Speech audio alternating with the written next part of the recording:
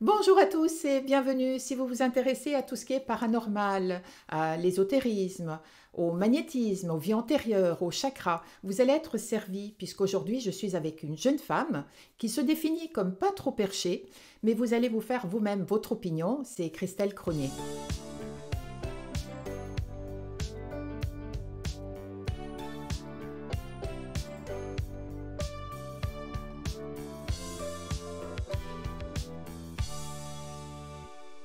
Bonjour Christelle, Bonjour Olivia, comment vas-tu?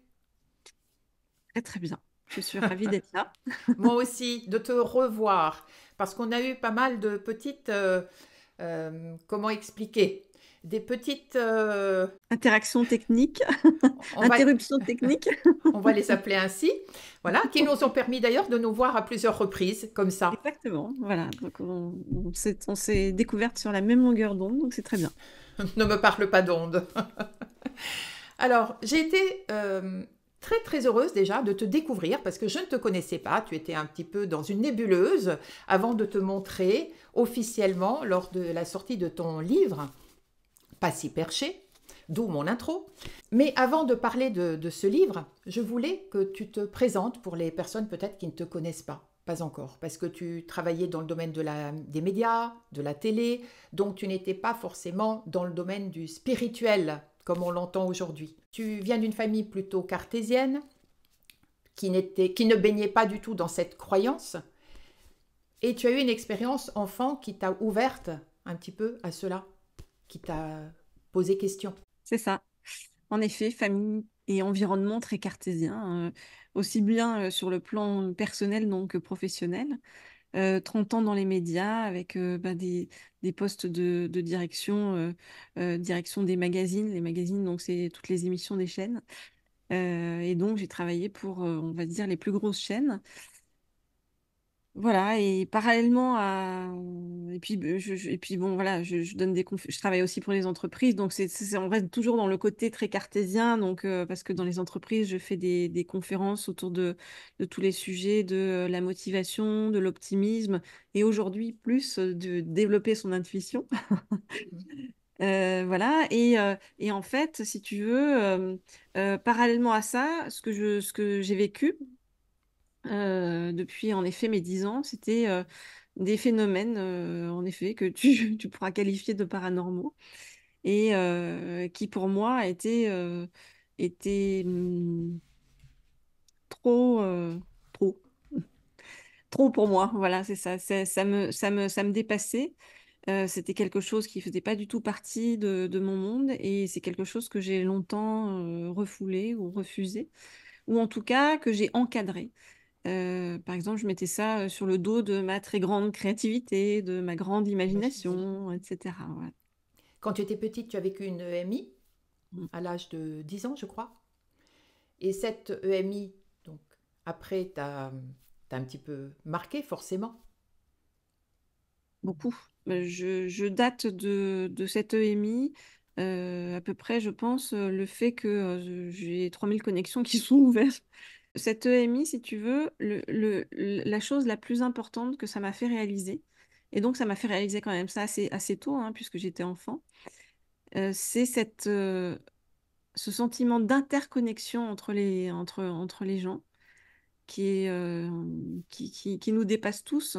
Et quand on se retrouve comme ça, donc EMI, c'est expérience de mort imminente. Oui. Quand j'ai fait ça, à l'âge de 10 ans, donc je sais pas si je suis... Qu'est-ce que tu as vu, justement? Le fameux tunnel, la lumière, Oui, alors cette après tout sorte ça, d'amour immense. Qu'est-ce que tu as vécu? Parce qu'il y a différentes étapes. en fait, les gens ici aiment bien mettre les choses dans des cases Hmm. pour tout. Et y compris pour ce qui est de l'ordre des EMI. Donc, en effet, comme tu le dis, on le classe dans... Il y a la case tunnel, la case C'est ça. lumière, la case machin, etc. Alors que moi, je ne l'ai pas vécu comme ça. En Cha- effet, ch- j'ai vu un endroit un peu noir. Après, en effet, j'ai vu que c'était très, oui, très lumineux. Mais surtout, je te dis, c'est ce sentiment que j'ai ressenti de me dire, c'est comme si... euh, c'est comme si en fait on était pas séparés les uns des autres. Donc ça, c'est un truc, c'était comme si on était vibratoirement, pardon, tous, tous Unis, reliés. Ouais, unis, vraiment. on fait partie d'un tout. Oui. Et c'est marrant parce que toute ma vie, j'ai dit qu'on était chacun une petite vague et que ensemble on formait tous l'océan. Et j'ai retrouvé ça donc ça me fait ça m'a fait un peu halluciner en fait de retrouver ça ensuite bien plus tard hein, dans les écrits de Khalil Gibran qui parle de cette petite rivière qui a toujours peur en fait de se jeter dans l'océan et qui finalement lorsqu'elle se jette, elle finit par se jeter dans l'océan, se rend compte qu'elle est l'océan. Et tu as aussi Rumi, pareil, dans les écrits de Rumi, qui dit, vous n'êtes pas une petite goutte dans l'océan, vous êtes l'océan tout entier dans une goutte. Et ces deux choses-là, vraiment, ça résume parfaitement l'expérience que moi j'ai vécue et que j'essaye sans cesse de retrouver ici. Alors, expérience dont tu n'as pas forcément parlé à ton entourage, ta Non, pas du maman, tout. tes parents, non. J'en ai pas du tout parlé. Alors bon, évidemment, ils ont vu ce qui s'était passé quand même, hein, parce que je me suis arrêtée de respirer. Ma mère m'a embarquée à l'hôpital en furie, hein. Mm, j'imagine. Elle m'a collée sur un brancard là-bas et zoup. Mm, Et puis, ils ont bien vu qu'après, pendant 3 ans, les docteurs à l'hôpital ont voulu étudier mon cerveau pour essayer de comprendre ce qui s'était passé. Bon, ils n'ont rien trouvé mm, de spécial, hein. Donc, si tu veux, mes parents et mon entourage a vu évidemment tout le côté médical, mais tout le reste, j'en ai pas parlé. J'en ai pas parlé pour deux raisons. De une, parce que je pensais que personne ne comprendrait. mm. Et puis j'avais peur qu'on me dise enfin qu'on minimise en fait l'expérience que j'avais vécue. Donc j'ai préféré la garder pour moi. Et puis la deuxième raison, c'était que comme j'étais une enfant, les enfants sont beaucoup dans le moment présent, tu vois. Donc tu Oui. vis quelque chose et puis après, boum, tu passes à autre chose. Enfin voilà, c'était vraiment ça. Et ça n'est qu'au fur et à mesure dans ma vie que les choses me sont revenues petit à petit.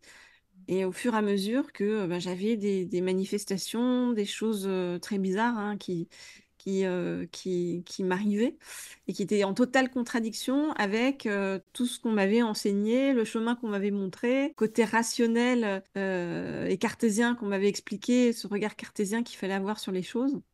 Mm.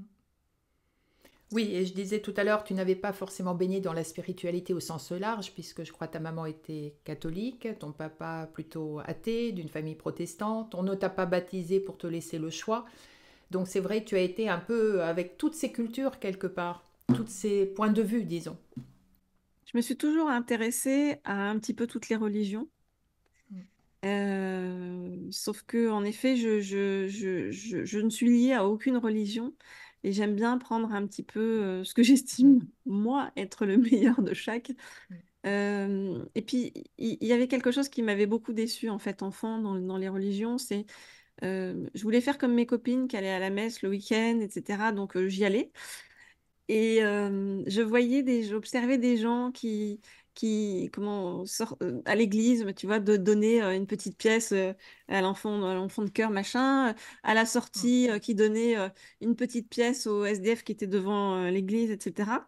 Et ces mêmes personnes, je les revoyais mm. dans la semaine, qui se comportaient hyper mal dans leur vie.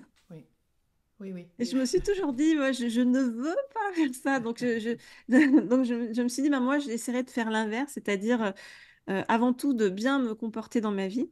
Et après, c'est pas obligatoire ou voilà d'être dans les lieux de culte parce que je Bah, le culte, pense tu l'as en qu'on peut être toi. en connexion partout. Voilà. Mm. Alors, parallèlement à ça, tu parlais de tes expériences qui se poursuivent. Dans le livre, d'ailleurs, tu évoques, mais je vais en parler après, vers 19 ans, il y a tes grands-parents qui sont peut-être un peu au courant quand même de ce qui se passe, tes Non, grands-parents. Non, toujours non, pas. mais Donc, mes quand tu grands-parents, arrives à affolé chez eux après non. une... Non. Non, non, mes grands-parents n'étaient pas du tout au courant. Pourtant, j'étais très proche de mes grands-parents. Oui, tu sembles Mon l'être. grand-père était ultra cartésien aussi, hein, pareil, de son vivant. Je dis de son vivant parce que après, j'ai eu d'autres connexions avec lui une fois qu'il est mort. Donc ça c'est autre chose. Donc, je me dis finalement peut-être que, et même très certainement qu'on comprend des choses après avoir fait ce passage. Heureusement. Oui, de toute façon, je pense qu'on est un peu obligé, hein. Donc, on revient à son état naturel et finalement, je pense qu'on comprend que on est tous des êtres spirituels qui sont venus sur Terre pour faire une expérience humaine. Mm. Voilà. Mais après, tu repars avec tout ton vécu On euh, réintègre tout le en bagage. tant que... Voilà, c'est ça. Mm. Et par contre, ils ont vécu avec moi mes peurs, mes doutes, mais plutôt de façon protectrice, mais qui ne comprenaient pas, quoi. Tu vois, là, l'épisode auquel tu fais allusion, c'est j'étais une fois dans la maison de mes parents et il n'y avait personne, en fait. J'étais toute seule dans la maison et j'ai eu une frousse terrible parce que j'ai vu du monde du monde. Donc, enfin, c'est des personnes décédées, hein, au final. Mm. Après, j'ai compris ce que c'était bien plus tard. Mais j'avais tellement peur que finalement, j'ai en effet débarqué chez mes grands-parents à minuit, tellement j'étais en stress. Mm. Bon, mais je leur ai pas dit forcément les raisons. Mais peut-être qu'ils comprenaient dans les énergies qui passaient entre nous. Mais voilà. Pour en venir un petit peu à ces capacités, ces dons, je ne sais pas comment les définir, qui viennent à toi finalement, parce que sans que tu demandes, les choses arrivent. Ouais. Aujourd'hui, si je devais faire une liste de tout ce qui t'est tombé dessus, elle serait très longue, puisque dans le désordre, pour que les personnes sachent, tu peux percevoir, sentir, voir des chiffres, des symboles, des animaux totems, les auras, les vies antérieures, le côté naturopathe, guérisseuse, magnétisme, et j'en passe. Alors, tout cela est venu au fur et à mesure dans ta vie. Il y a un épisode dans ce livre qui me plaît beaucoup, c'est celui que tu partages à Bali avec Johanna. Alors, je voulais savoir si vous pouvez en parler, parce que c'est peut-être le début de ton livre, oui, mais en même temps, c'est peut-être le début d'une ouverture vers quelque chose de plus puissant. Alors, j'avais déjà eu beaucoup d'ouverture à ce moment-là parce que c'est arrivé relativement tard dans ma vie, mais ça n'a fait que amplifier et m'apporter à chaque fois ensuite je sais pas si c'est des preuves, enfin, Une évidence, te une dire que quand certitude. même, tu vis des choses très bizarres, mais que tu n'es pas la seule à les vivre. Donc, ça, c'est en effet donc, une de mes amies, Johanna, qui est très connectée aussi. On était partis, tout un groupe de filles, en fait, assez spirituelles, hein, à Bali, avec une de mes amies chamanes, qui est Kim, euh, voilà, qui nous encadrait, on va dire. Et on a fait une cérémonie devant un volcan avec je sais pas si tu appelles ça un prêtre, je sais plus comment on appelle ça, local, hein, on va dire balinais, qui récitait des mantras et qui faisait ding ding ding ding pendant 2 heures avec la petite cloche. Et je sais pas si ça m'a mis, enfin très certainement, ça m'a mis dans un état de méditation profond, sachant que pourtant j'ai toujours eu du mal à méditer parce que je suis quelqu'un de très speed et donc j'ai du mal à me poser. Ça a changé avec le temps, hein, ceci dit. Dès le moment où j'ai commencé à avoir beaucoup de choses dans ma tête, dans la méditation beaucoup plus drôle. Mais là, on était face à ce volcan et tout à coup, j'ai vu, mais de façon extrêmement claire, des animaux, les uns après les autres, hein, qui défilaient dans un certain ordre, Dans l'air, dans les airs, ouais, dans le sur le ciel. volcan, quoi. Je sais pas comment te dire ça, et je savais précisément ce que c'était, même s'il y avait des animaux, tu vois. Par exemple, à un moment donné, j'ai vu un phénix, même si en soi, tu sais pas à quoi ressemble un phénix. Enfin, moi, en tout cas, je ne savais pas, mais c'est comme si on me disait, tu vois, les choses. Et à la fin de cette méditation, j'ai ma copine, justement, Johanna, qui vient me voir, et on a souvent des ressentis concordants. Et elle me dit, c'est trop bizarre, tu vas pas me croire, mais moi, mais j'ai vu des animaux. Et elle me cite. les mêmes animaux que moi je venais de voir sur.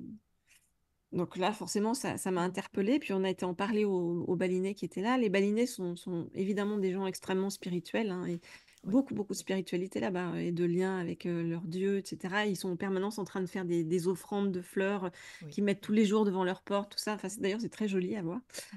Et les balinais qui nous disent, parce que nous on s'est dit, bon, ça se trouve, il y a des hologrammes pour les touristes, hein, qui balancent sur le volcan. Et les balinais nous ont dit, bah non, vous venez de voir les esprits du volcan. Ok. Mm. Voilà, donc il y a plein d'ouvertures comme ça que tu crois impossibles, ou en tout cas que ton esprit rationnel croit impossible, et qui finalement bah, t'arrivent. Donc tu essayes de comprendre, après tu enquêtes, tu cherches, etc., etc. Alors justement, j'en venais ici. Ton livre, je le trouve très très bien construit. J'en lis énormément, j'en lis beaucoup. Et j'avoue, celui-ci a une place spéciale parce que c'est un mélange entre une autobiographie, donc parce que tu parles de toi, donc de ton cheminement par rapport à la spiritualité. En même temps, on ressent là ton âme de journaliste, de femme cartésienne, parce que quand il t'arrive quelque chose, ben en fait, tu ne sais pas. Il y a plein de choses que tu ignores quand tu mets le pied dans ce domaine-là, dans quelle que soit la thématique, et tu vas chercher, tu essayes de comprendre, tu te questionnes, tu vas sur Internet, tu trouves des choses. Et donc, tu as l'honnêteté d'ailleurs de dire, je ne sais pas, donc je regarde, j'apprends, ce qui est rare. Donc, déjà, on trouve ici les réponses aux questions que tu te poses. Ensuite, souvent, tu partages avec les lecteurs tes trouvailles. Et ce que je trouve très généreux, et je le souligne parce que c'est rare, tu fais participer ton groupe, entre guillemets, d'amis, ou de... Oui, tu parles du fameux club des cinq, voilà, l'entourage des personnes qui ont également aussi des capacités qui ne sont pas forcément les mêmes que les tiennes, qui vont elles-mêmes raconter certains vécus, certaines expériences, et je trouve ça très très bien fait. Ensuite, à la fin de chaque chapitre, ben, en fait, tu fais un petit résumé, une sorte de petit topo avec les leçons à retenir, les exercices éventuellement à faire. Et je trouve ce livre, en fait, il a tout. Il est complet, il est très très bien fait, très bien construit. C'est gentil. C'était important pour moi C'était même le plus important, et ça l'est dans la vie en général, c'est le partage. Ça se voit et ça se ressent. Tant mieux. Parce que si tu veux, l'idée, c'était en effet de partir de mon, on va dire, coming out spirituel, que j'ai fait finalement malgré moi, parce que c'est assez difficile de parler de soi comme ça, parce que ça te met dans une position quelque part de vulnérabilité, Oui, hein. oui. Surtout Mais par rapport au domaine qui a oui, été le ah, tien bien jusqu'à sûr, présent. tu as peur d'être classé après dans les. Les perchés, par exemple. Merci. Et je voulais m'en servir en fait comme point de départ en disant, bah voilà, voilà moi ce qui m'est arrivé comme truc de fou, comme truc trop bizarre dans ma vie, que j'ai traversé. Et quand ça m'est arrivé, ben, je me suis sentie extrêmement démunie. J'avais très peur de ce chemin-là. Et puis, j'ai eu plein de peurs du type devenir folle. Et puis, ben, qu'est-ce qui m'arrive dans ce monde justement très cartésien? Oui. Hop, Et je suis en plein soleil. je vois ça, c'est Oui, parfait, la lumière avec nous. Et ce qui était important, c'était de faire ce livre pour aider les gens en leur disant, bah voilà, vous, si vous passez par un chemin comme ça, s'il y a telle ou telle manifestation qui vous arrive dans votre vie, si vous traversez telle ou telle période, voilà toutes les recherches que j'ai faites, voilà toutes les techniques que j'ai trouvées, voilà tout ce que toutes les personnes aussi, tu parlais des témoignages et des experts qui peuvent aussi venir oui, appuyer, valider, etc., vos ressentis, pour vous permettre d'aller beaucoup plus sereinement sur ce chemin et puis surtout de vous rendre compte qu'au final, c'est quelque chose de positif et qui peut être très aidant dans votre vie au quotidien. Parce que quand on s'ouvre à l'invisible, c'est un chemin qui, si au départ, il peut paraître un petit peu effrayant, derrière, c'est incroyable ce que ça peut vous aider dans votre quotidien. Tu parles du quotidien. Est-ce que tu utilises tes capacités pour toi, pour tes proches? Tu le fais également, effectivement, du point de vue professionnel, du moins tu commences à le faire. J'en sais quelque chose.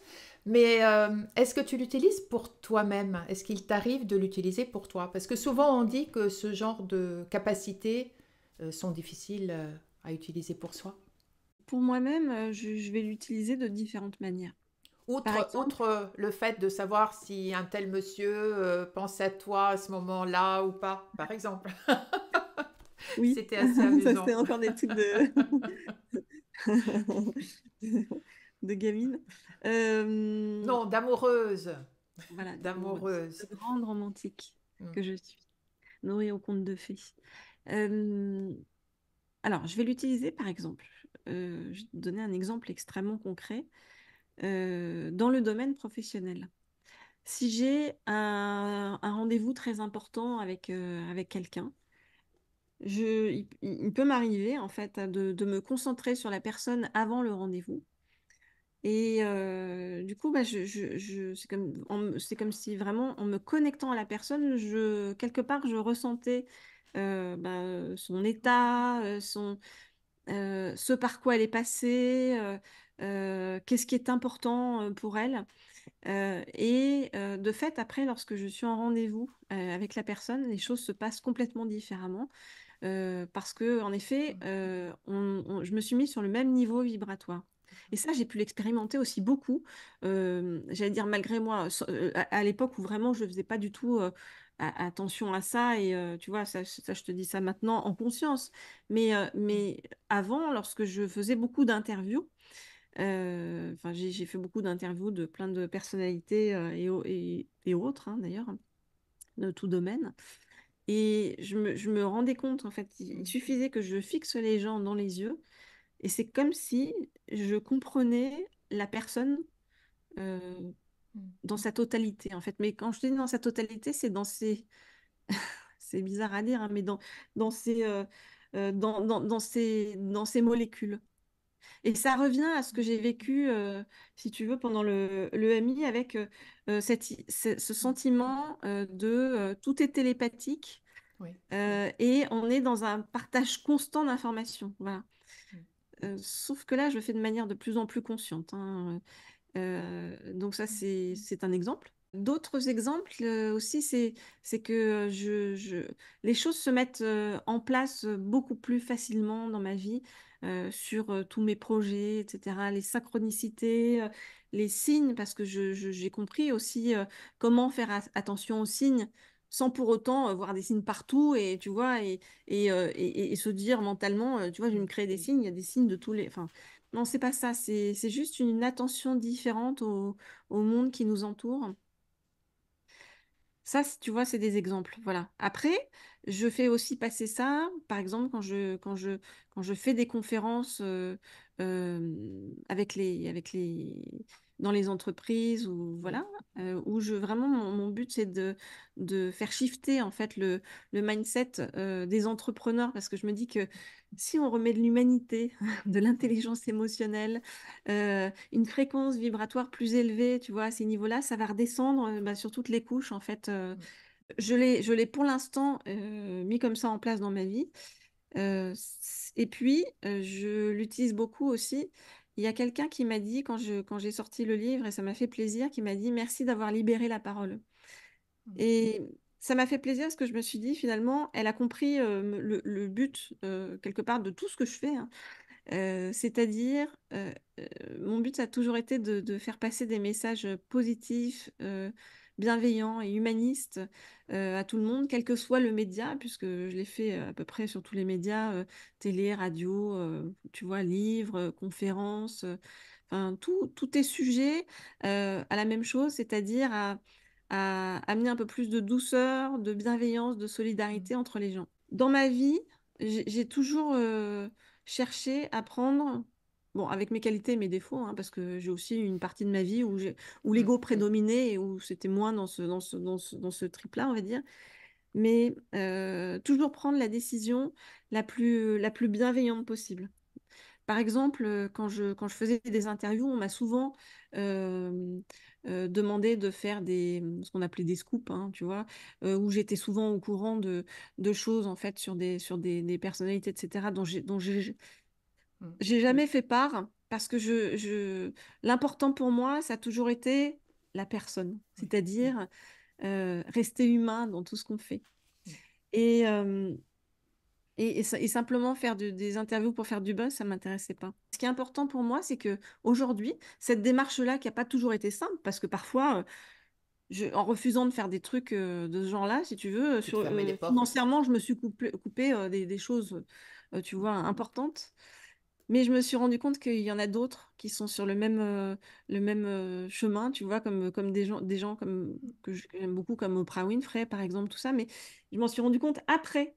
Et là, au fur et à mesure, pareil, sur ces sujets d'EMI, etc., moi, j'ai eu tous mes vécus. Et, et je me rends compte après, en fait, à travers le monde, il y a des gens qui vivent ou qui ressentent ou qui traversent les mêmes expériences que moi. Et ça me rassure vachement, en fait. Mm. Ça me rassure vachement sur me rendre compte que ce processus d'éveil, c'est une forme de déconstruction de tout ce qui a été nos croyances jusque-là, en fait. Tu vois, par exemple, une croyance que j'avais, c'est que plus on monte dans la société, et normalement, plus on devrait être sage, aimant, etc. Et je voyais tout le reste, tout l'inverse. On le voit bien dans ce monde. Je Oui. voyais tout l'inverse. Et pendant longtemps, je me suis dit, mais c'est tellement injuste. Mm. Mais la réalité, c'est que lorsqu'on arrive sur cette terre, on va dire, eh bien, on accepte en fait au départ d'avoir un voile qui va nous limiter nos connaissances, limiter notre mémoire. Et puis il y a ce sentiment de connexion qui disparaît pour faire place à, euh, Mm. à l'ego, Mm. mais un ego qui est mu par la peur. Donc, oui, des basses vibrations, mais qui font que finalement, c'est comme si on devait repartir de zéro, comme si on était dans un... Je compare souvent ça, soit à une radio, soit un jeu vidéo, tu vois. C'est-à-dire qu'avec différents niveaux, Oui. hein, radio, c'est différents niveaux d'onde, le jeu vidéo, voilà, avec toutes les difficultés qu'il y a sur le chemin. Et, euh, et nos choix, ils influencent eh bien, le déroulement du jeu. Ben, c'est un peu la définition aussi du karma, quelque part. Exactement. Qu'aujourd'hui, la vie d'aujourd'hui nous prépare à la vie de demain. Oui, le karma, c'est comme si, en fait, on te disait dans le jeu, on va te mettre un niveau de difficulté. Mm. Qu'on s'est choisi avant de venir, j'insiste. Oui, Donc on ne se plaigne pas quand ici on dit ah j'ai la poisse ou j'ai qu'est-ce qui m'arrive. On l'a choisi. oui, ouais, moi je pense aussi qu'on l'a choisi, mais qu'on nous a effacé la mémoire pour que voilà, on accepte d'y faire face et de régler le problème, on va dire, une fois pour de bon. D'ailleurs, tu t'en rends compte que quand tu règles les choses, enfin quand tu règles les choses, quand tu vas faire le bon choix, on va dire, euh, après t'être pris 10 fois la même porte dans la tête, tu fais le bon choix, eh bien, tu verras que cette porte-là, tu ne te la prendras plus jamais Oui, parce que tu auras compris quelque chose oui, et ça t'aura apporté la guérison à ton âme sur une certaine partie des choses, quoi. c'est vrai. Parmi les expériences dont tu parles, qui sont passionnantes, tu évoques les vies antérieures de certaines personnes. Alors parce que tu aimes l'histoire, tu aimes la vie des gens, tu le disais tout à l'heure. Et donc, comment... Alors, je crois que tu as suivi une formation pour les lectures akashiques, me semble-t-il. Et donc, cela t'a ouvert justement la porte aussi dans cette autre sorte de bibliothèque, mémoire universelle. Et tu as pu faire la rencontre de personnes connues, puisque tu faisais une sorte de to-do list avec les noms des personnes qui t'intéressaient, qui t'interpellaient, et tu as pu donc avoir certains personnages, C'est l'inverse. c'est-à-dire. C'est à chaque fois tout part, moi, de mes ressentis. Oui, Euh, Donc, j'ai eu des ressentis sur des vies antérieures par rapport à des gens. Et pour mes méditations, je me suis entraînée aussi sur certaines personnes. Ça, c'était d'un côté. Et après, je cherche à comprendre. Donc, c'est là où j'ai découvert qu'il y avait ce qu'on appelle une bibliothèque akashique qui serait en fait une sorte de grande bibliothèque de tous les êtres humains, vivants, décédés, etc., qui répertorient tout sur leur vie. Et donc, oui, après, j'ai fait des formations dans tous les sens. Enfin, moi, dès que je commence quelque chose, quel que soit le domaine d'ailleurs, hein, que ce soit dans la spiritualité ou ailleurs, j'ai un besoin d'apprendre, de comprendre, d'apprendre. Et euh, bon, là, dans ce sens-là, c'est toujours parti, tu vois, de l'expérimentation d'abord. D'accord. Et quand tu me parles des personnes connues, ça, c'était des expériences qui, pour moi, étaient assez drôles. Au début, quand j'ai commencé à voir beaucoup de choses quand je me concentrais sur quelqu'un ou que j'étais en méditation, à un moment donné, je me suis dit, tiens, je vais essayer de m'entraîner sur des gens qui sont morts et des gens vu que je faisais beaucoup d'interviews de personnalités dans la vie, je me suis dit, tiens, je vais essayer avec des personnalités décédées. Et par qui je commence? Je commence par Victor Hugo. C'était vraiment un choix de cœur parce que mon grand-père m'avait offert un bouquin de Victor Hugo quand j'avais 15 ans et voilà, donc c'était ça. D'ailleurs, tu le cites dans le livre comme l'une des rencontres, entre guillemets, les plus marquantes. Ah bah c'est fou en fait. C'est-à-dire que, alors, euh, je sais pas quel est le degré d'écoute et d'évolution des gens qui vont regarder cette interview. Mais moi, si on m'avait dit bien plus tôt, et d'ailleurs, je me souviens quand j'avais 15 16 ans, un truc comme ça, j'avais vu une médium qui disait, ah, j'ai rencontré Mm. Jeanne d'Arc, j'ai vu Jeanne d'Arc. Et là, vraiment, je m'étais dit, elle a complètement craqué, celle-là, hein. Bon. Malgré tout, moi, j'ai fait ça, donc avec Et Victor donc, Hugo. quand toi tu dis j'ai vu Victor Hugo, on se dit c'est C'est ça. normal. Non, tout est normal. Non, ce qui se passe, c'est que quand j'étais en méditation comme ça, que je me concentrais sur Victor Hugo, par exemple, je suis en même temps ce qu'on appelle en écriture automatique. Donc, comme si je recevais des informations et que je les notais sur un papier. Enfin, c'est pas comme si d'ailleurs, c'est cette impression d'être une forme de canal, quoi, on va dire. D'autant que si je les note pas, tout de suite, je les oublie aussitôt, hein. C'est comme si c'était un truc qui me traversait. Et donc là, typiquement, sur Victor Hugo, j'entends plein de trucs. Alors, je vois déjà un gars enfin, que j'estime être Victor Hugo, allongé sur son lit, avec les cheveux gris, etc. Je vois plein de choses, j'entends plein de choses, parmi lesquelles Sarah Bernard. Et puis, un truc qui revenait tout le temps, c'était Amélia, Amélia, Amélia. Bon. Moi, qu'est-ce que je fais une fois que j'ai terminé ma méditation? Super, je me dis, je vais aller regarder, vérifier sur Internet si ça existe, si ça veut Ça a un dire quelque sens. chose, quoi, voilà. Et typiquement sur Victor Hugo, alors l'image que j'ai vue de lui, enfin non, que j'ai vue dans ma tête, hein, c'est comme une vidéo, un film, hein, tu vois que je Mm, vois, mm. allongé. Figure-toi que je la revois le lendemain matin directement sur Twitter, devenu X. Sur le Twitter d'un chroniqueur littéraire, je vois qu'il avait affiché un journal de l'époque et qui disait, je crois que c'était le bicentenaire, l'anniversaire du bicentenaire de la mort de Victor Hugo. Et je vois donc sur cette affiche de l'époque là exactement la photo que j'avais vue dans ma tête de Victor Hugo. Donc c'était Victor Hugo allongé sur son lit de mort. Bon, ça c'était le premier truc. La veille, donc, quand j'avais fait ma méditation, j'ai cherché sur Internet Sarah Bernard. Moi, je sais que je ne savais pas si elle était du même siècle, ne serait-ce que du même siècle que Victor Hugo. Et il se trouve que j'ai découvert donc, comme ça qu'ils avaient été amants et qu'elle était présente, hein, donc, au moment, en effet, où il est. Lors de son enterrement, de ses Voilà, et puis funérailles. plein de moments de sa vie. Et puis ce qui m'a fait très peur, c'était le Amélia. Parce que Victor Hugo, tout le monde le sait. Alors moi, je connais des épisodes de la vie de Victor Hugo, comme tout le monde. Mm. Voilà, mais ça, ce que je te dis, je sais que je ne le savais pas. Ce que je ne savais pas, c'est que Victor Hugo, en son temps, quand sa fille est morte, Léopoldine, Oui, il a voulu faire des tables tournantes oui. pour se mettre en lien Connecté. avec l'esprit de sa fille, voilà, se connecter à sa fille. Et qui lui répondait à chaque fois, c'était un esprit qui s'appelait Amélia. Là, je peux te dire que j'ai eu très très peur en fait quand j'ai découvert ça parce que je me suis dit, oulala, je suis allée trop loin. J'ai dormi, la lumière allumée chez moi, je regardais sous le lit s'il n'y avait pas des esprits. Enfin, bon, tu vois, j'étais. Et le truc de fou, c'est que je me suis rendu compte, tu vois, que Victor Hugo, en son temps, au-delà de ça, a essayé justement d'entrer en contact. Et en fait, il a fait la même chose que moi, c'est-à-dire qu'il a dressé une liste de personnes connues en son temps et décédées avec qui il avait envie de se connecter. Voilà. Alors lui, je ne sais plus qui y avait, des gens genre Shakespeare, enfin tu vois, des gens comme ça.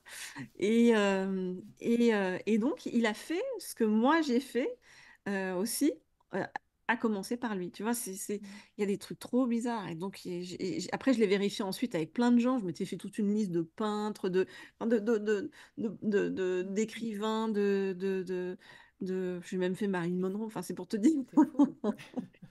Je vais pas te poser les questions qui fâchent, Marilyn. Alors, que s'est-il passé? Mais non, mais c'est fou parce que Marilyn, c'est pareil. On m'a dit des choses que je ne savais pas, tu vois.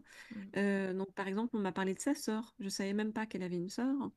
On m'a donné, alors j'arrive plus à me rappeler, on m'a donné un nom que je suis allée chercher. En fait, je me suis rendu compte que c'était le nom d'un, tu vois, on oriente mon esprit ou mon âme, je sais pas, vers des trucs vers lesquels moi je n'irais pas. C'était le nom d'un journal mexicain dont elle a fait la couverture. Alors pourquoi est-ce qu'on m'oriente vers des trucs comme ça? Pour te Est-ce que prouver c'était des aussi, choses? pour te prouver, c'est-à-dire c'est un détail que tu ignorais complètement, qui Oui. existe, et donc c'est quelque part dire, tu vois, c'est vrai. Il y a ça, parce qu'en effet, j'ai eu des preuves vraiment tangibles, donc ça m'a beaucoup ébranlé. Et je me dis aussi que peut-être aussi c'est bah, ce qu'ont envie de faire passer d'eux, tu vois, dans la bibliothèque akashique des gens en général, hein, tu vois.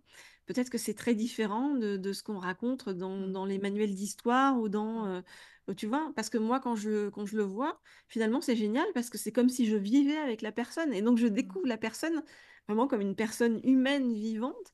Et c'est quelque chose La vraie personne Oui, et c'est pas ça. Et le personnage. c'est hyper différent. Donc, Mm, c'est comme si je prenais des cours d'histoire, tu vois, mais ultra vivant, quoi. mm, mm. C'est comme si tu faisais un bond dans le temps. Passionnant. Oui, c'est Retour vers le futur. C'est un peu ça. Et justement, tout à l'heure, en parlant de bibliothèque akashique, ça me fait penser aux sorties hors du corps. Est-ce qu'aujourd'hui tu continues à les faire? Et à un moment donné de ta vie, je crois, si tu les faisais de façon spontanée, Mm. est-ce qu'aujourd'hui tu continues à les faire de façon spontanée ou est-ce que tu peux diriger, te dire je vais partir? Comment ça se passe? Aujourd'hui, j'ai appris à diriger ça. Donc, c'est plus comme en effet au début où je me suis retrouvée propulsée dans des trucs où ça me faisait peur, même parce que les peurs que j'avais, c'était de ne pas arriver à réintégrer mon corps. Tu voyais le fameux fil d'argent? Quand tu pars, en fait, tu es parti dans le cosmos, si je me souviens bien. Donc, tu as vu notre univers, une partie de la galaxie. Et est-ce que tu étais relié à ton corps? Comment ça se passe, en fait? Le départ et l'arrivée, raconte. Moi, j'avais pas le senti, j'ai pas vu de fil. Alors, le fil, ce qu'on Le appelle le fameux fil fil d'argent ou le d'argent fil d'or. oui, fil d'argent euh, qui te relie à ton Moi, corps je l'ai pas, terrestre. je l'ai pas vu à cette occasion-là. Je l'ai vu à une autre occasion que les sorties de corps. Je l'ai vu sur les autres, en fait, hein. J'étais en train de méditer avec une amie en pleine nature et on voyait des gens passer, je vais faire du jogging, des trucs comme ça. Et c'est là où tout à coup, j'ai vu des fils qui partaient des gens. Donc Des antennes. c'était très étrange. Très, très étrange. Et après, j'ai cherché sur Internet et de mon ami Internet. Mais il n'y a pas qu'Internet, hein. Je fais ça à travers les bouquins, les films, enfin tout. Je me renseigne de tous les côtés comme une bonne journaliste. Euh, Donc, mais puisque nous avons tous notre fil d'argent, forcément, tu en as un, oui, déjà. je ne l'ai pas vu sur moi. Par contre, quand j'ai fait des sorties de corps, et peut-être que c'est aussi parce que je ne l'ai pas vu, que j'avais cette peur de ne pas Mm. arriver à, tu vois, à revenir ou à réintégrer mon corps, hein. Parce que l'effet est très bizarre, quoi, en fait, hein. Et au début, souvent, ce que ça me faisait aussi, ça me donnait mal au cœur, hein. Le Tu sais, comme départ, quand tu tu as... dis? Le départ? Ou le retour? Non, au départ, lorsque j'ai fait des sorties de corps, pas le départ de la sortie de corps, mais quand j'ai commencé à faire des sorties de corps, voilà, j'avais mal au cœur. Ou des fois, c'est comme si j'avais un peu, tu sais, un mélange entre un mal au cœur, une sorte de vertige, Oui. enfin un truc bizarre, quoi, en fait. Mais ça aussi, en fait, ça t'est arrivé tout seul, sans que Oui, tu demandes, sans formation, sans essayer avant. Un jour, tu es parti. tout m'est toujours arrivé tout seul. Et une fois que le truc m'arrivait, c'est là où j'essayais de Mm. comprendre Oui. et j'essayais de trouver des solutions Mm. aussi, soit pour arriver à driver ça, soit pour complètement couper les choses, quoi, hein. Alors, quand tu dis aujourd'hui, tu arrives à canaliser, tu arrives à... Quel est l'objectif de tes sorties aujourd'hui, par exemple? Tu le fais pendant une méditation? Tu le fais avant de t'endormir? Tu le fais... Je suis curieuse, mais ça Euh, m'intéresse. Les sorties de corps, je fais plus. Ah, Parce que euh, c'est comme si j'avais eu l'impression que ce que j'avais dû apprendre à ce moment-là, je l'avais mm, appris. Et j'ai eu une période de ma vie où j'avais l'impression d'être enseignée tout le temps. Je te jure, c'était un truc hyper bizarre aussi, c'est que je me couchais le soir dans mon lit et, et le matin, je me réveillais, j'étais hyper fatiguée, comme mm, si en fait il y avait quelqu'un qui m'avait parlé à l'oreille toute la nuit, vraiment, hein. mm, J'avais ce sentiment-là et pour m'enseigner des choses, voilà. Sauf que j'étais incapable au réveil mm. de savoir ou de me souvenir de ce qu'on m'avait dit. Mais je savais qu'on m'avait parlé. C'était un truc de dingue. Et Pas très reposant, tes nuits à l'époque. ouais, non, pas. J'ai eu des périodes assez compliquées. Et après, est-ce que c'est aussi, tu sais, en lien avec ce que je suis, c'est-à-dire, je te parlais tout à l'heure entre guillemets, une forme de mission de passer des messages positifs, etc., etc., et d'ouvrir des portes en fait dans la Mm, tête des gens. Est-ce que c'est pour ça que finalement, on m'a un petit peu tout fait tester? Tu vois, c'est comme si on me mettait mm. devant les yeux plein d'outils différents. Là, ce sont des outils sur le plan spirituel, tu vois. Donc, mais ça a été, je vois des choses sur les fronts des gens, hein. Bon, là, tu as une frange, mais Oui, ça fait exprès. Je vois oui. des choses sur les fronts des gens, je vois des lumières sur, voilà, je, j'ai donc des épisodes médiumniques, j'ai de la voyance, hein, on va dire, hein. Je vois des trucs qui arrivent après aux gens, tu vois, ça c'est aussi ça a été aussi très perturbant pour moi, tous ces machins, le magnétisme, comme tu l'as dit. Voilà, tu vois, on m'a donné plein d'outils devant les yeux. Alors d'abord en expérimentation, on va dire personnelle, hein, puisque ça m'est arrivé. Alors tout ne m'est pas arrivé en même temps, hein. C'est comme si un truc ouvrait l'autre, un truc, tu vois, et amenait à autre chose au fur et à mesure. Donc ça a pris quand même beaucoup de temps. Et pour certains, pas pour tous, heureusement, hein, parce que pour certains, derrière, peut-être si j'avais pas bien compris ou si je voyais pas la portée exacte, on me faisait un TP, ce que j'appelle un TP, c'est-à-dire un travaux pratique. Ok, voilà, donc on t'a enseigné ça quelque part d'une façon, alors j'allais dire presque théorique, tu vois, parce que enfin, même si tu l'as eu dans ton ressenti, tu le théorises, tu le mentalises. Maintenant, on va te montrer ce que c'est dans la vraie vie, tu vois. Et ça m'est arrivé avec le magnétisme, puisque le magnétisme, j'ai découvert que j'avais du magnétisme, alors je ne savais même pas. Bon, de façon très bizarre, je l'ai découvert avec, parce que j'avais le bras gauche tout engourdi avec des fourmis dans le bras pendant 3 mois. Bon. Et le TP, derrière, ça a été mon fils qui a eu un Oui. grave accident. Il a fallu, en travaux pratiques, donc, que je pratique le magnétisme de façon effective, donc sur quelqu'un qui avait donc, une grosse pathologie et qui plus est, sur lequel j'avais beaucoup d'affect. Mm. Ça, Et qui c'était... était un peu réfractaire à ça aussi. Ah oui, mon fils totalement Voilà. réfractaire à ça, donc je faisais ça pendant qu'il dormait. Enfin, quand il est arrivé à s'endormir. Mm. C'était une période où il avait très mal. Mais derrière, quand il se réveillait, il me disait, Maman, c'est bizarre, j'ai n'ai plus mal. Alors, comme je voyais que c'était efficace, je continuais. Oui, parce qu'il n'y avait même pas cet effet de placebo, puisqu'il ignorait ce que tu Non, il faisais. ne le savait pas. Non, non, non, non, surtout pas, parce que sinon, il m'aurait envoyé.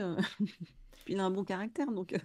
Alors justement, en parlant de fils, de tes fils, est-ce que aujourd'hui ils sont au courant, mais est-ce qu'ils ont été au courant au fur et à mesure de tes expériences? Tu leur disais ce qui t'arrivait de nouveau ou pas forcément là aussi?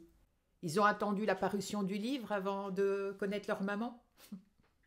Mes fils ne lisent pas, à mon grand désespoir.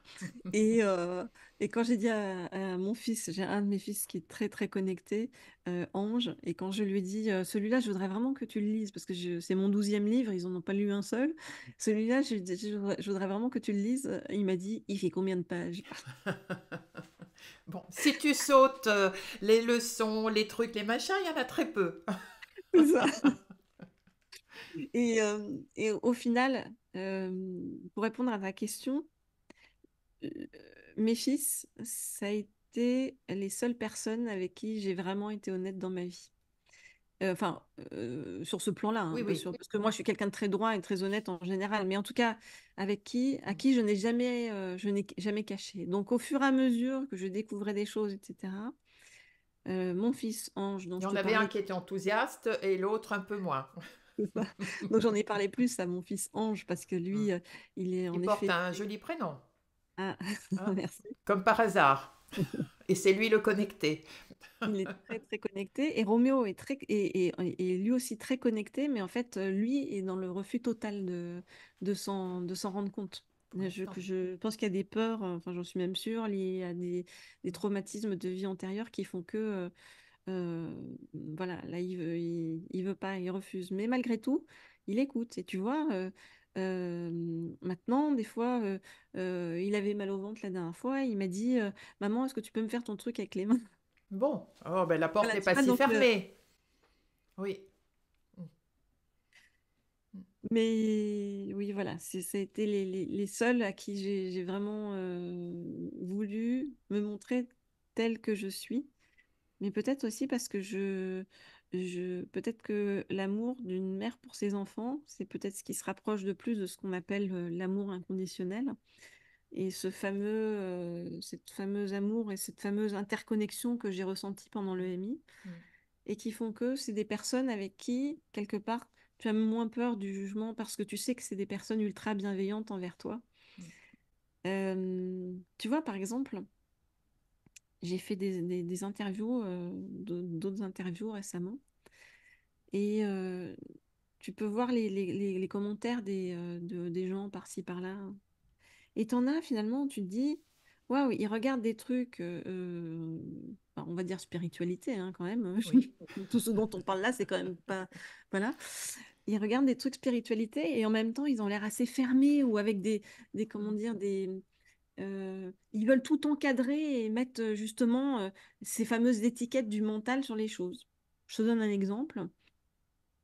À un moment donné, on a parlé réincarnation.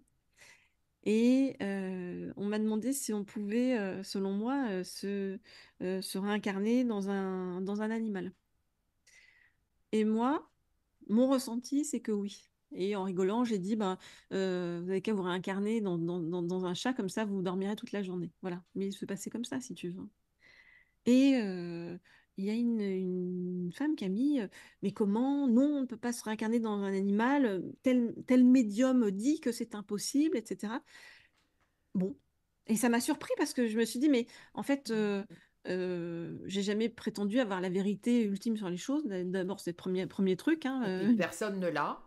voilà, exactement. Chacun sa Il vérité. a, voilà. Mais malgré tout, tu vois, tiens, hier soir, j'ai fait un dîner avec des Cambodgiens. Et eux, évidemment, sont de religion au Cambodge, dont un mélange entre bouddhisme et animisme. Et je leur ai demandé, mais dans le bouddhisme, est-ce qu'on dit que c'est possible ou pas de se réintégrer en animal? Et ils m'ont dit, mais bien entendu que oui, ça fait partie de...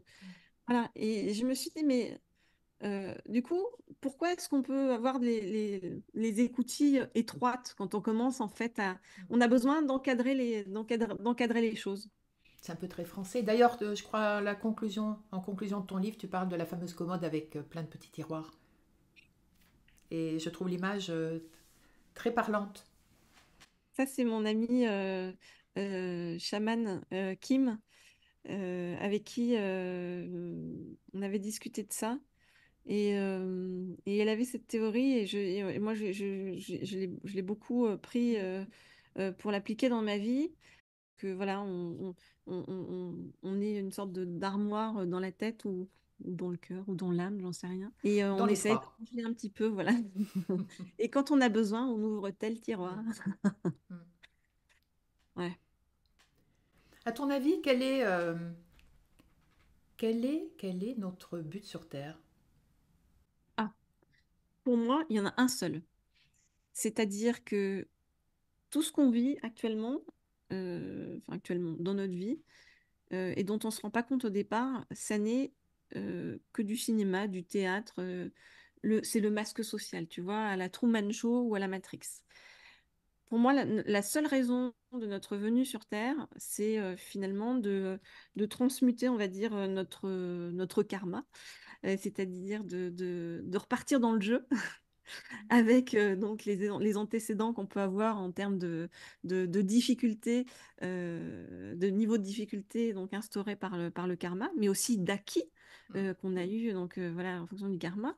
Et on est là pour s'élever en niveau de conscience. Donc on est vraiment dans un état de conscience perpétuelle qui évolue en fonction de, comme je te disais, des bons choix ou des mauvais choix qu'on va faire par rapport à tel ou tel défi, telle ou telle épreuve, telle ou telle personne qui vient croiser notre chemin.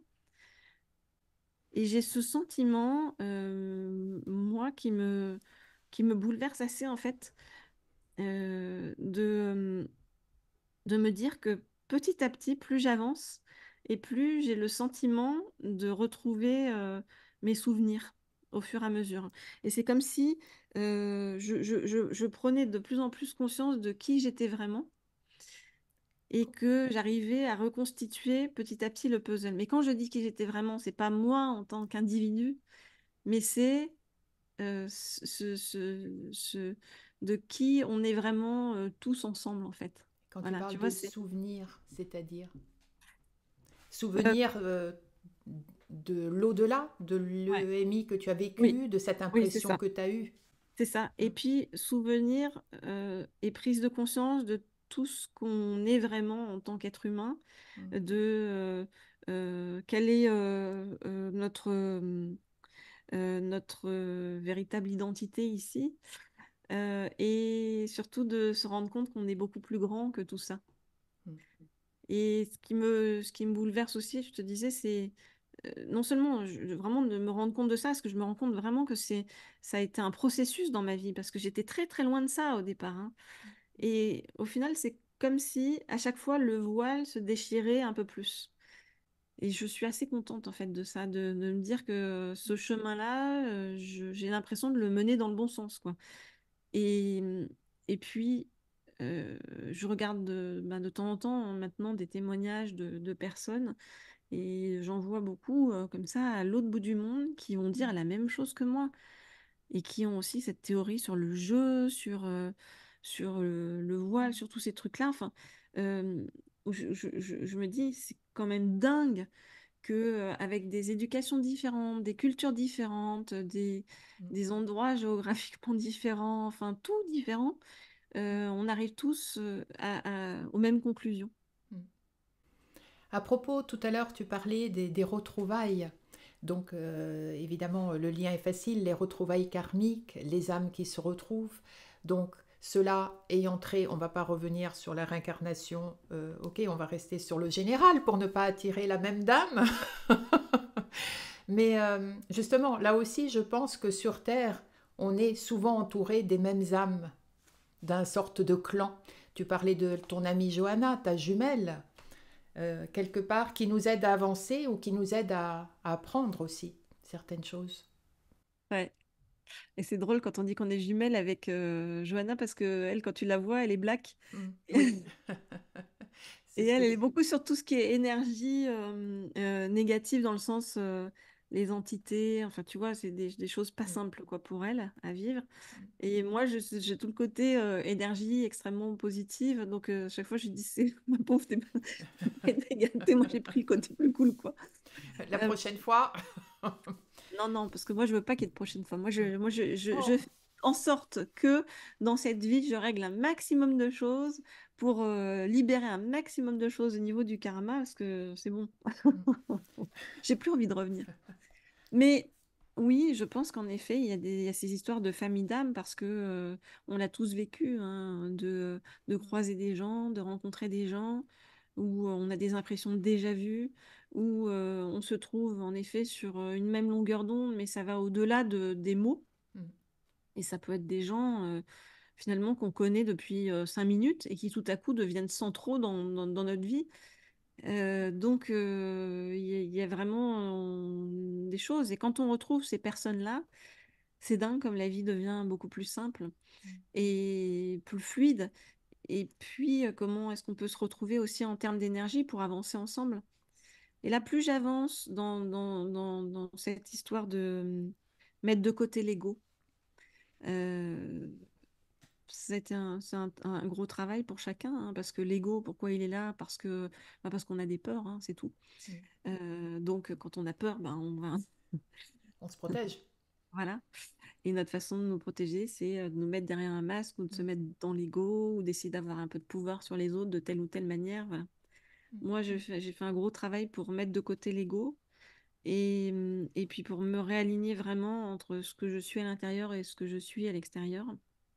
Ce que je montre à l'extérieur. Je pense que je suis très alignée entre les deux aujourd'hui. Enfin, d'ailleurs, je peux même pas l'être plus parce que je crois que je me suis montrée au top de la vulnérabilité dans ce livre. Exactement, j'allais dire, tu t'es vraiment ton ego, tu as fait un super travail avec parce que te dévoiler comme tu le fais, te montrer, te mettre à nu, parce que c'est exactement ça dans ce livre, je trouve ça hyper, hyper courageux.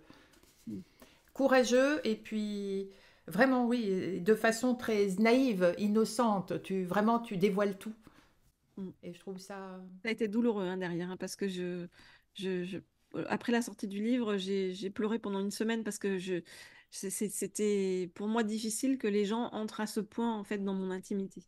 Donc voilà, mais après j'ai balayé ça parce que je me suis dit finalement on s'en fout, c'est ça, c'est de l'ego et, et c'est la peur du jugement, etc. C'est de l'ego encore. Donc Oui, ben, à la peu limite, tant importe. mieux, je t'interromps, excuse-moi, tant mieux, parce que les gens au moins savent à qui tu as affaire, à qui ils ont affaire, ils t'aiment ou ils t'aiment pas. Tout à l'heure, tu as dit que tu avais dévoilé un petit peu tout au fur et à mesure à tes enfants.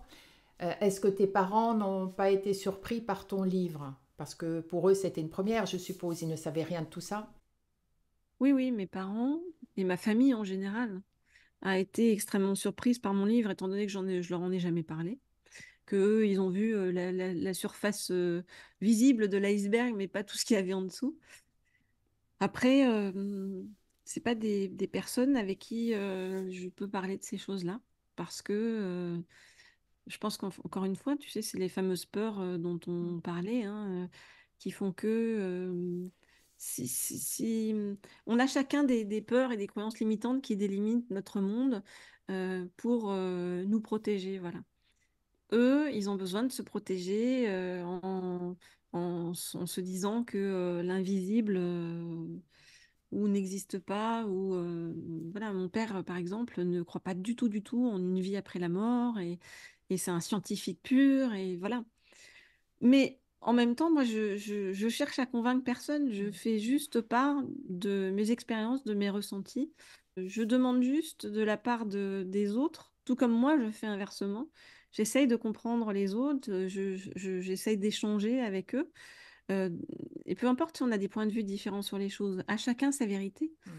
Euh, voilà, après, moi, je pense toujours que un miracle, c'est quelque chose qui n'a pas encore été expliqué par la science. Donc, on pourrait dire que tout ce que je vis actuellement et depuis un moment, ça peut représenter une forme de miracle. Oui. Oui, c'est ça. Puisque visiblement, je suis pas schizophrène, hein. Ah bon? Non, voilà, ça a été validé. Je ne suis pas schizophrène, donc ça doit être des miracles.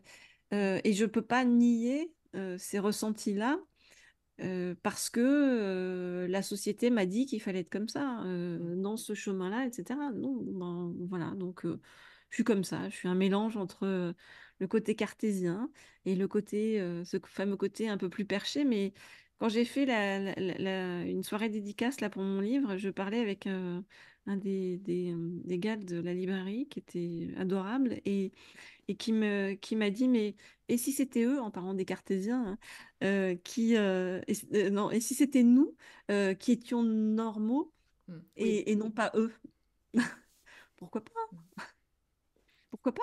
Peut-être qu'on comprend des choses que d'autres sont pas en capacité de comprendre pour l'instant, que ce soit en termes de niveau d'âme ou en termes de nombre de vies, tu vois, où tu es revenu, ou sur le plan karmique, ou, voilà, ou peut-être qu'on se plante complètement. Mais ce qui est bizarre, c'est quand même tous ces ressentis communs, tous ces... et puis il y a aussi les études de la physique quantique qui sont très intéressantes sur tous ces sujets-là, parce que la physique quantique, je m'y intéresse beaucoup, parce qu'il parle beaucoup de choses comme moi j'ai pu ressentir lorsque j'ai vécu cette EMI, j'avais ce sentiment qu'il n'y avait ni espace ni temps, tu vois. On était uniquement dans une forme de vibration. Et du coup, si tu avais, au lieu d'une géographie basique avec l'espace, ça serait plutôt une géographie d'ordre vibratoire, tu vois. D'où l'importance non seulement de maîtriser nos paroles, qui ont une vibration, nos pensées, les sons, l'environnement, les personnes qui nous entourent, tout émet des vibrations. Et justement, on en revient ici un petit peu à la fameuse l'intention, de dire que lorsqu'on pense à quelque chose de positif, de haute vibration, mais on va attirer à nous les personnes ou les situations qui vont nous amener vers ce souhait, cette intention. Je suis persuadée de ça. Et tu prends des fruits dans un bol. Si tu as un fruit qui pourrit, il va pourrir tous les autres. Bon, Mm, bah, c'est mm. pareil avec les gens. Donc, essaye de bien t'entourer Bah oui, euh, comme pour les... que la vibration des autres, et même, tu sais que tout ça, on peut l'expliquer aussi sur le plan des neurosciences, hein. Les vibrations et que t'envoient les autres, l'énergie que t'envoient les autres, sont en miroir avec la tienne. Donc, Ah oui, avec l'expérience, la fameuse du bol de riz, avec oui, Emoto, le japonais, avec Masaru l'eau, les cellules. Emoto. Voilà, Oui, on est constitué d'eau à je sais plus combien, 70 ou 80%, un truc comme ça. plutôt. Et, et on croit que, par exemple, l'environnement ne peut pas agir sur nous. Alors, quand tu regardes, par exemple, les marées, La lune. oui, c'est ça. La Lune qui agit sur les marées, la Lune, puis le phénomène des marées, tu vois, Mm, ça agit parce que c'est de l'eau et que c'est en capacité, voilà, d'avoir. Et dans ces cas-là, nous aussi, on est bien de l'eau sûr. en grande partie, donc ça agit sur nous aussi. Bien sûr. D'ailleurs, tu donnes dans ton livre, parmi les listes, tes petites trouvailles, une petite histoire amérindienne dans laquelle on parle de la lune, qui Oui, a des propriétés différentes selon le mois de l'année. Et de la même façon, par exemple, le lundi est reporté à la lune, donc il faudrait s'habiller en clair, en blanc, manger des aliments plutôt clairs. Le mardi, c'est Mars, le rouge, donc se nourrir de betteraves, de tomates et autres, par exemple. Aujourd'hui, Vénus.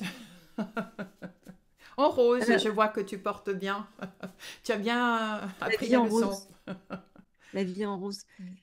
Oui, Qu'est-ce que tu appliques toutes les listes que... Est-ce que si tu devais donner un conseil, comme ça aux personnes qui nous écoutent, un ou deux conseils pour être mieux, pour que soit purifier leur maison, que soit prendre soin d'eux, qu'est-ce que tu leur donnerais comme ça?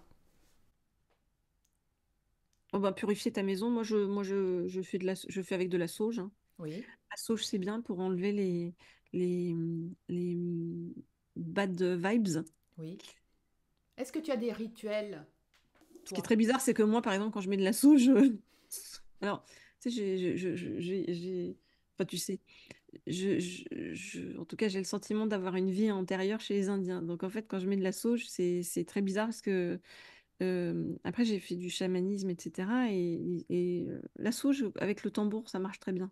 Qu'est-ce que tu n'as pas Tu fait? vois, j'ai un tambour chamanique là derrière moi. Oui, je vois. Je dis, qu'est-ce Bah, que ce tu n'as... tambour-là, il est parfait quand tu mets de...